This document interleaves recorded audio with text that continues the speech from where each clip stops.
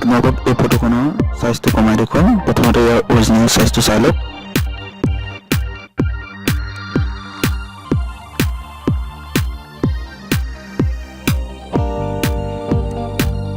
এতিয়া আমি ফটোশ্বপত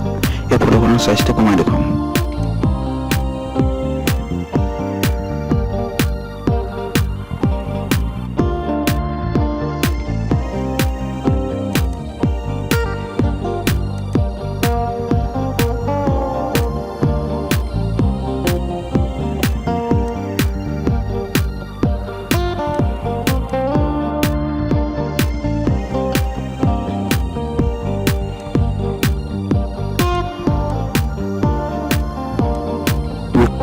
crop কৰিব লাগিব crop কৰোতে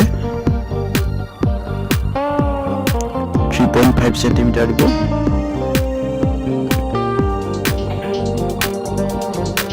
4.5 cm আৰু ৰিজল্যুচনটো 100 দিব ৰিজল্যুচনটো যদি 100 নিদিয়ে তেতিয়া আপুনি সাইজটো মিলাবলৈ দিগদাৰ হ'ব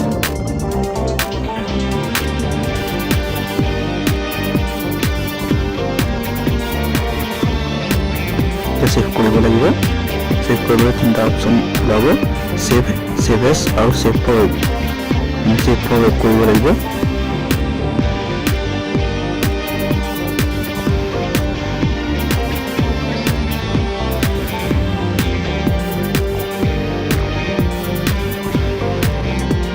ইয়াত আপোনালোকে ক্লিক কৰি ফাইল টাইপটো সিলেক্ট কৰিব লাগিব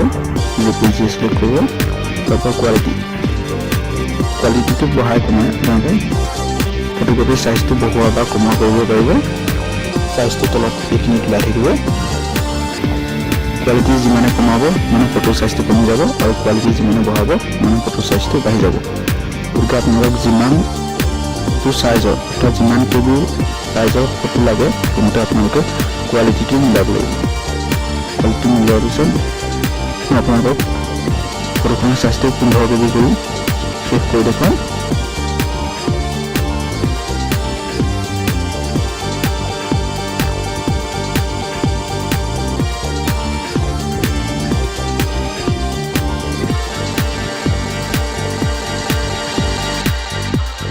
নতুন ফটোখনৰ এতিয়া সাইজটো চাওক